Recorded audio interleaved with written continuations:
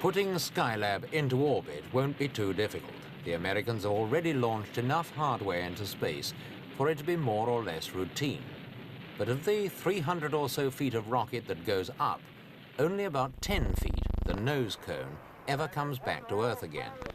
Basically, that's bad economics. The answer could be this, a reusable space vehicle known as a Space Shuttle, a cross between an aeroplane and a spaceship.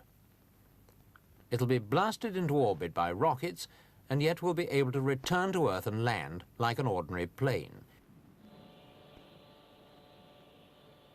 Chief Test Pilot Leo Krupp describes it. This is the Space Shuttle that will be placed into orbit in 1978 from Kennedy Spacecraft Center and later from the Vandenberg test range in California for polar orbits. It's made up of the orbiter vehicle, which is an airplane basically that will also fly in space, and an external hydrogen and oxygen tank that provides material to the engines for propulsion.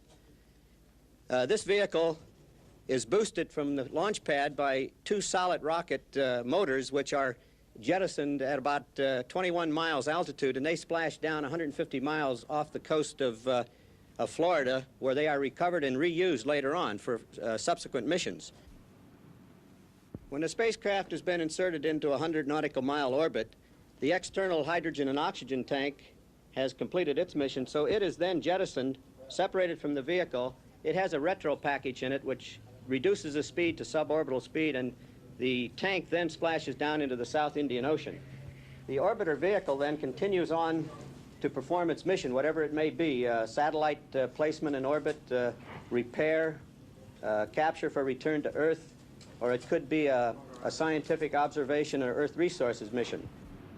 When the vehicle is in orbit, one of the crew members moves to a station here facing aft, and he opens up the cargo bay, which is a 15 by 60 foot compartment, and through manipulator arms, he can reach back, pick out satellites that are stowed in the compartment here in the cargo bay, move them out with the manipulator arms, place them in orbit, or if one is in orbit, he can go out with the manipulator arms, capture that, bring it back, place it into the cargo bay, then close the cargo bay, and the vehicle can be returned to Earth with the payload inside that's been recovered from space.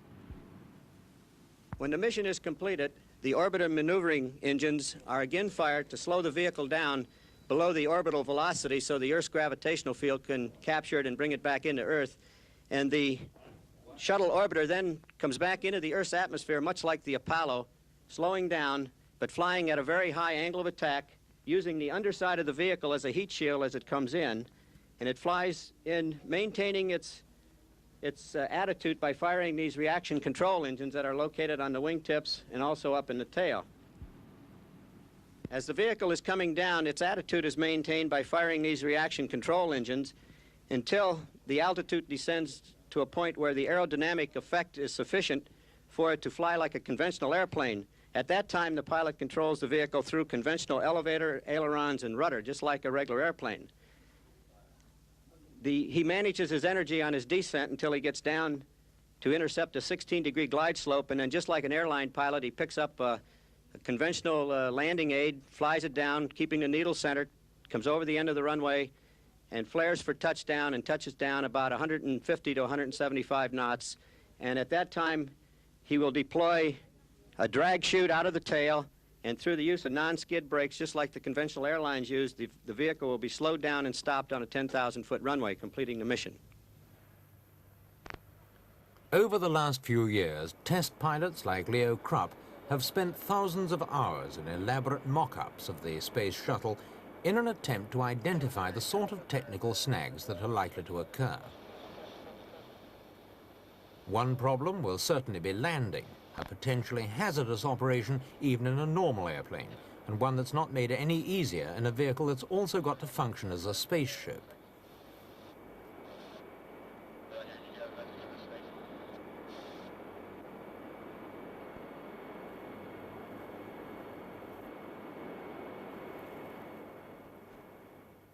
The problems of re-entry have been studied for more than a decade as part of the manned spacecraft program. This so-called lifting body device is one of several techniques which have been of direct benefit to the shuttle program.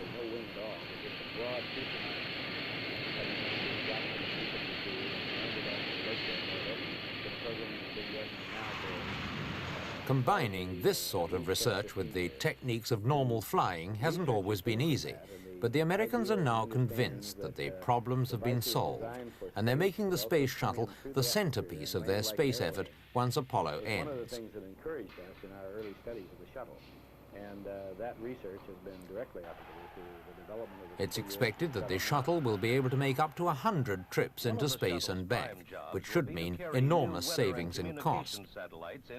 At the moment, it can cost anything from $900 to $5,500 US to put a single pound of payload into orbit. With the Space Shuttle, the cost is expected to come down to about $160 per pound. This will enable many more satellites to be launched, as well as allowing existing satellites to be repaired or replaced. Give us then the opportunity to either resurface the attitude control system of the satellite, replace film if it's a large space telescope or something of that nature.